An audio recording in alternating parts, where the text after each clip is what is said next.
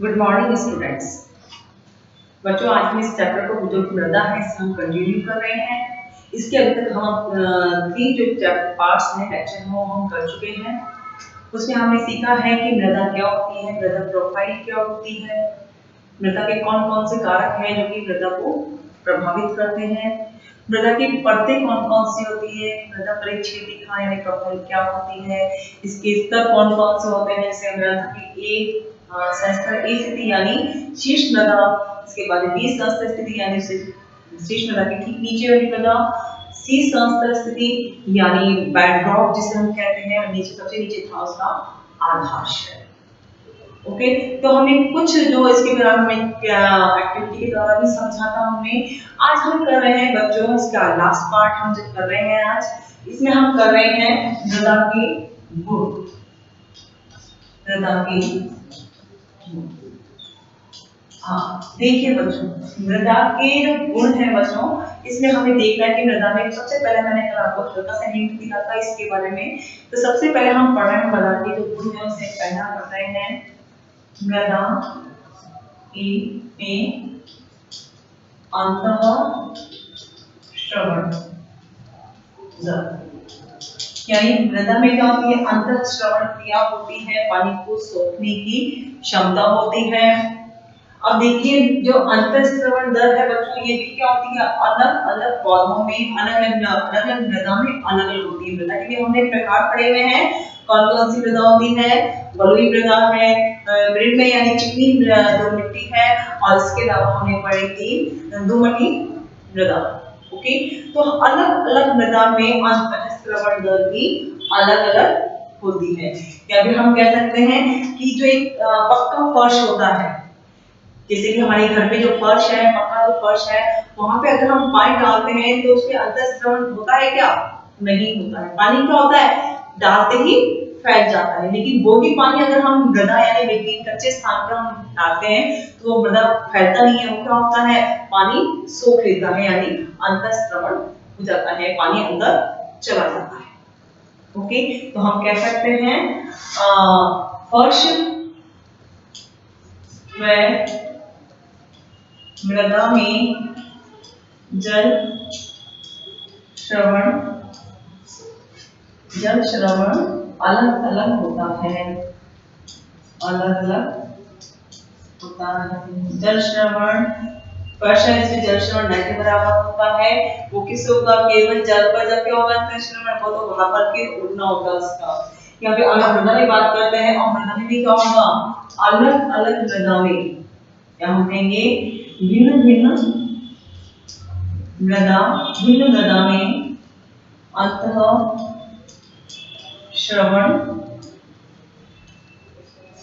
भिन्न होता है। ओके, यानी भिन्न मृदा में भी अंतःश्रवण जो होता है वो भी क्या होता है, पृथक पृथक होता है, भिन्न भिन्न प्रकार का होता है। अब इसको समझने के लिए हम एक एक्टिविटी करेंगे, या हम कहेंगे इसे क्रिया विधि या क्रियाकलाप। ठीक है, क्रियाविधि करते हैं, एक्टिविटी करते हैं। क्या होता है देखिए बच्चों, इसके अंदर इसमें होता है कि हमें 3 पाइप लेने होते हैं। जो पाइप होते हैं होलो होते हैं, बड़े पाइप कम से कम 5 सेंटीमीटर उसका व्यास होना चाहिए, गोलाई क्या होगी, तो हम क्या लेंगे 3 पाइप लिए, इसका व्यास कितना होना चाहिए, 5 सेंटीमीटर। ओके, 3 हमने लिए, उसका हमने नाम लिखा यहाँ पर ए, बी और सी। 3 पाइप हमने लिए ए, बी, सी। तीनों पाइप को बच्चों हमें कहाँ करना है, जमीन में। 3 पाइप लिए हमने, और तीनों पाइप को हमने ओके, तीनों पाइप को यहाँ पे ठीक है, ये 3 पाइप लिए, और तीनों पाइप को हमने जो कि हमारी धरती है, जमीन में जो मृदा है, मृदा में 2 मीटर लंबाई में लिया था हमने। 2 मीटर का करना है, आपको नीचे डालना है, जमीन के नीचे हमने इसको डाला। 5 है, फ्लो है दोनों तरफ से फ्लो है 5 है, बीच में छेद होता है और छेद कम से कम कितना होना चाहिए 5 सेंटीमीटर 5 मीटर व्यास का छेद होना चाहिए।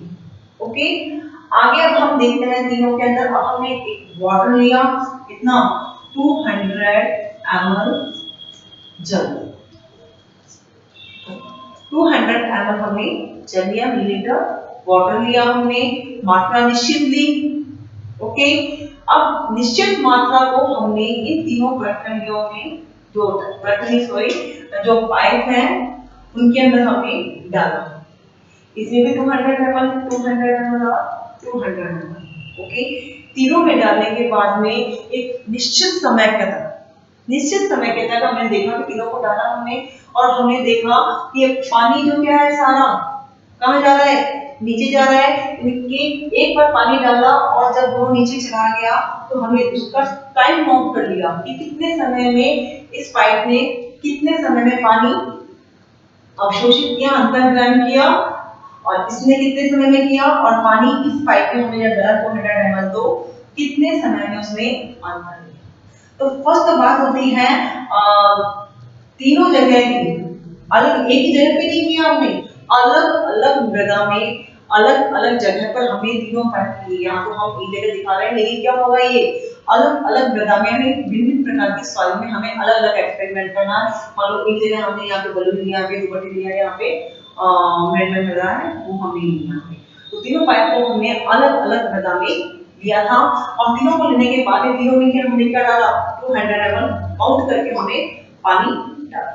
और उसके अब हमने क्या किया, अंतःस्रवण दर यानी कितने समय में एक मृदा ने पानी अवशोषित किया, यानी जो अंदर गया पानी अंतःस्रवण गया, कितना गया, इसमें कितना आया, इसमें कितना आया। टोटल होने के बाद हम देखते हैं तीनों में तीनों पाइप में अंतःस्रवण दर अलग अलग होती है। ओके, यानी तीनों पाइप में क्या होगी, अंतःस्रवण जो दर है बच्चों वो अलग अलग होती है। अब बेसिकली हम बात करते हैं कि जब अंतःस्रवण दर क्या होती है, अगर हमें निकालना हो जल अंतःस्रवण दर, देखिए जल अंतःस्रवण दर क्या होगी, यहाँ पे हम लेंगे जल की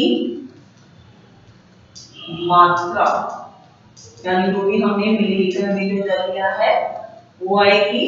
अच्छा आपको देखिए ना वहां पर हम थोड़ा पास में लेते हैं,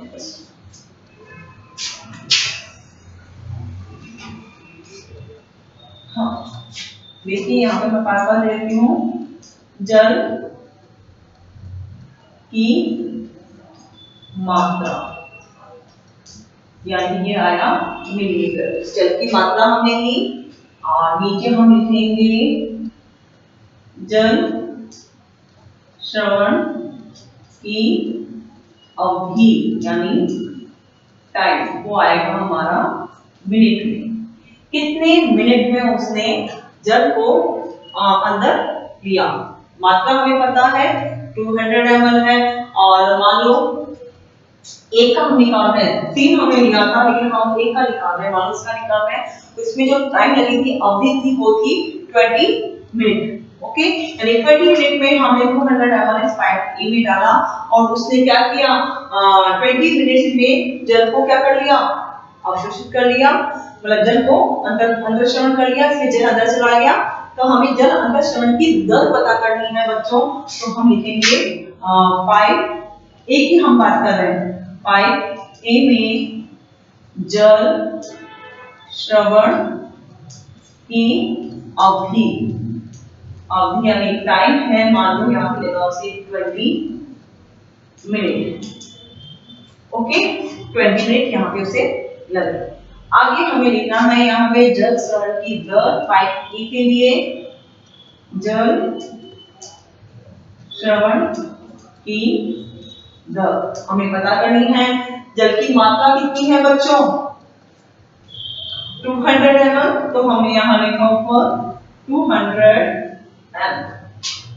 ओके, 200 ml लिखा और नीचे हम क्या लिखेंगे, यहाँ पे अवधि कितनी है 20 मिनट। ओके, समझ में आया आपको कितनी है ये 20 मिनट है। 20 मिनट है बच्चों, तो हमें 200 को 20 से मल्टीप्लाई करना है और डिवाइड करना है। 0 से 0 कैंसिल होगी और 2 10 जा 20, तो यहाँ पे आ गया 10 मिलीलीटर पर मिनट। ऊपर मिलीलीटर है, नीचे मिनट है, तो हमने यहाँ पर लिख दिया 10 मिलीलीटर स्लैश लगाया पर मिनट। ओके, तो ये हमें जल श्रवण की दर हमें पता चल गई है कि जो अंतःश्रवण होता है इसमें मृदा में अंतःश्रवण की दर क्या होती है। ओके, तो यहाँ पे हम जल के लिए हम यहाँ लिखेंगे अंतःश्रवण की दर हमें पता लगी। ओके, बहुत इजी है, समझ में आया आपको। यहाँ पे बेसिकली है मृदा में अंतःश्रवण दर हमें पता करनी है। हमने बताया आपको फर्श में मृदा में जल श्रवण की दर क्या होती है बच्चों, अलग अलग होती है। जैसा कि हमने कल पढ़ा था कि मृदा भी क्या होती है, अलग अलग प्रकार की होती है।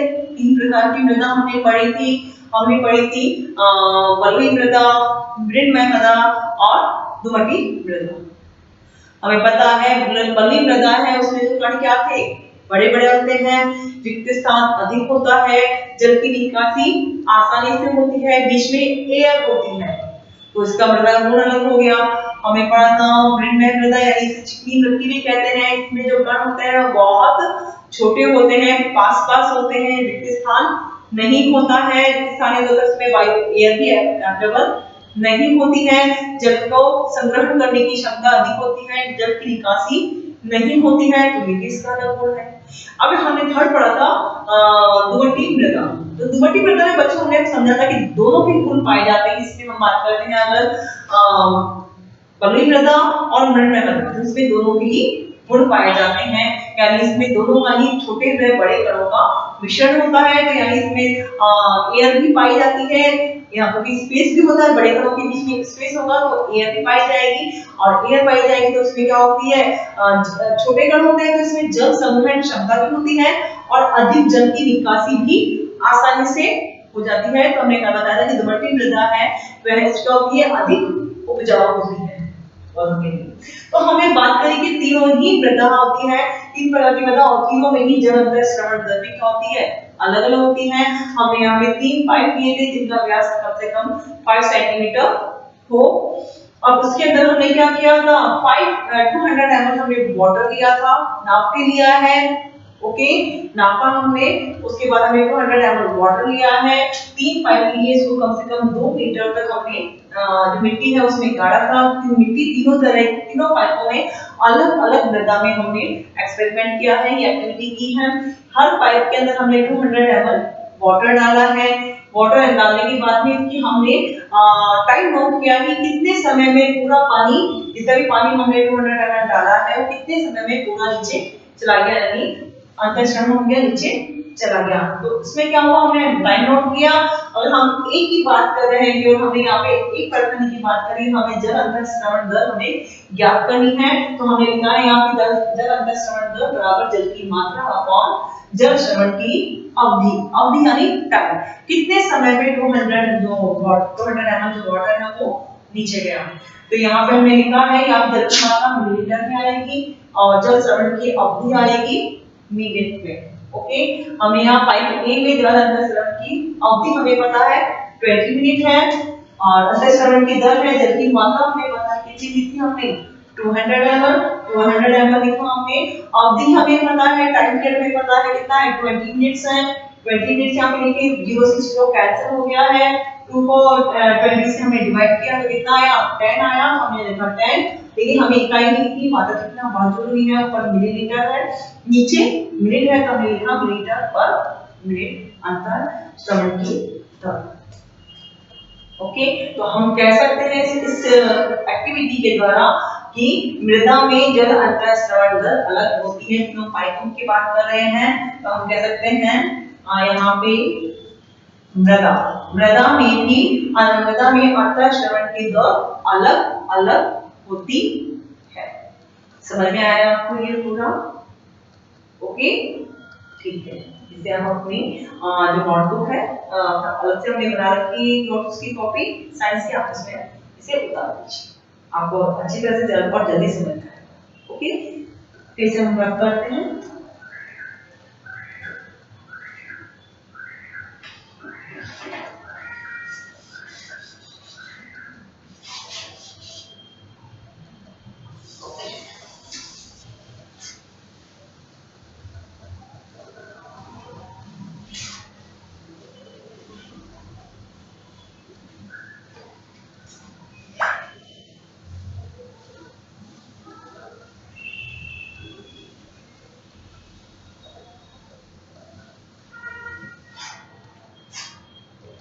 ठीक है बच्चों, नेक्स्ट हम पढ़ रहे हैं मृदा में नमी। सेकंड गुण हम पढ़ रहे हैं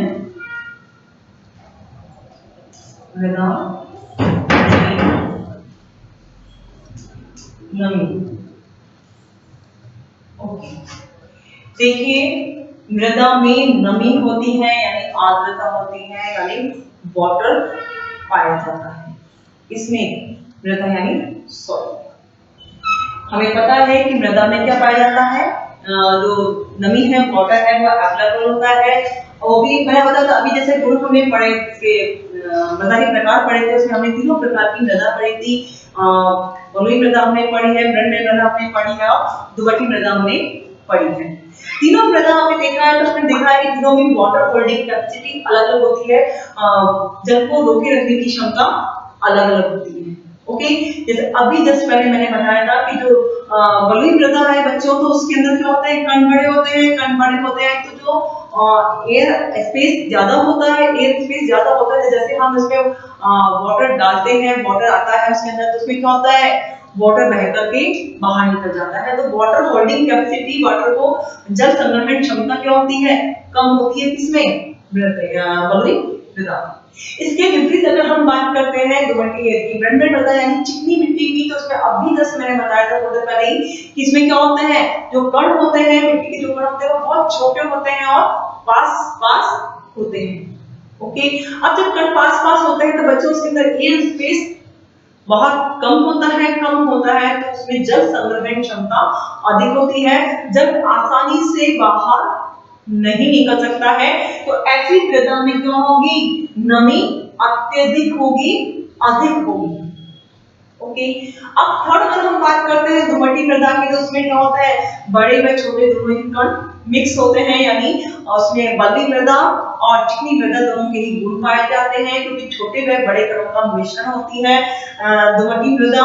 तो उसमें भी क्या होता है, वाटर होल्डिंग कैपेसिटी भी होती है और उसमें पानी का जो निकास, अधिक जो पानी आता है उसका निकास भी आसानी से हो जाता है। तो उसमें भी क्या होगी, ऐसी मृदा के अंदर, ऐसे सॉइल के अंदर भी नमी यानी आर्द्रता की मात्रा ज्यादा होगी।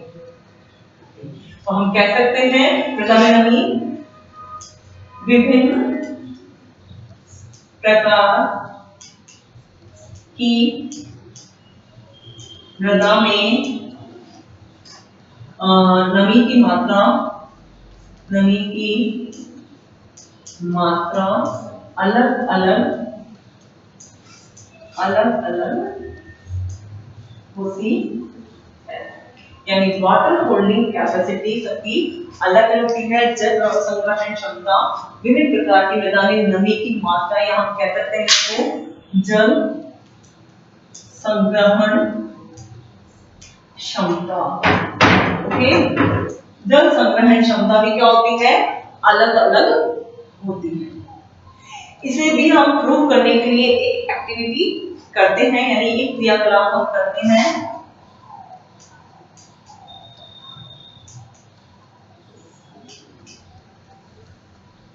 देखिए इस क्रियाकलाप में क्या होगा, एक हमें स्टैंड लेंगे, यहाँ पे मैं छोटा सा डायग्राम बना लेती हूँ, फ्लो चार्ट है, सिंपल डायग्राम है।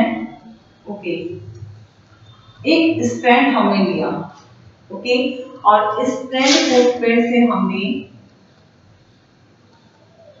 एक क्वथन नली टेस्ट ट्यूब जैसा होता है, इसे क्या कहते हैं बच्चों? क्वथन नली। ओके, इस क्वथन नली के अंदर हमने क्या कर रखी है? नीचे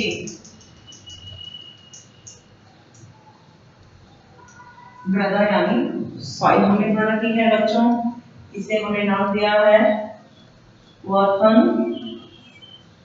नली। ओके, यह है क्वथन नली। मृदा है, नीचे हमने रखा है एक स्प्लिट लैंप। यह होता है बच्चों स्प्लिट लैंप होता है, and that is stand. Okay, समझ में आया? अब स्प्लिट लैंप को हमने क्या किया है? जलाया है। जलाने से यहाँ पे क्या होगा? ये मृदा है, मृदा में क्या होगी? थोड़ी बहुत नमी रहती है। नमी यानी इसमें वाटर अवेलेबल होता है, जल की कुछ मात्रा होती है और कुछ जल की मात्रा होगी। जैसे कि हमने स्प्लिट लैंप से गर्म किया बच्चों, और गर्म करते ही ये मृदा क्या हुई? गर्म हुई, और गर्म होते ही इसमें जो वाष्प जल की मात्रा थी, इस मृदा में जो भी जल की मात्रा थी वो क्या करेगी? वाष्प बनकर ऊपर जाएगी। क्योंकि क्या होती है? वाष्प क्या होती है? वेट में हल्की होती है, हल्के होने के कारण क्या होती है? वायु वाष्प ऊपर उठती है, और ऊपर उठते ही यहाँ पे जो क्वथन नली है बच्चों, यहाँ की जो दीवार है इसकी, ये जो साइड की जो है, ये इसे क्या होती है? टकराती है। टकरा करके क्या होती है? ठंडी होकर के यहाँ पे हमें क्या होती है? यहाँ पर हमें कुछ जल की बूंदे, जल की बूंदे हमें दिखाई देती है। ये पूरा प्रयोग, ये एक्टिविटी क्या शो करती है? कि मृदा में नमी होती है। अगर जल की मात्रा मृदा में नहीं होती तो वाष्प नहीं बनती, और नहीं वाष्प नहीं बनती तो हमें यहाँ पर जल की बूंदे दिखाई नहीं देती। लेकिन हमने देखा कि जैसे ही हमने इस मृदा को स्प्लिट लैंप के द्वारा गर्म किया, और गर्म करते ही क्या होगा? वाष्प बनी, और वह वाष्प क्वथन नली जो थी ये यहाँ की इसकी दीवारों से टकराई, और टकरा करके वो जल वाष्प किसमें चेंज हो गई? जल की बूंदों में। और कौन सी विधि के द्वारा?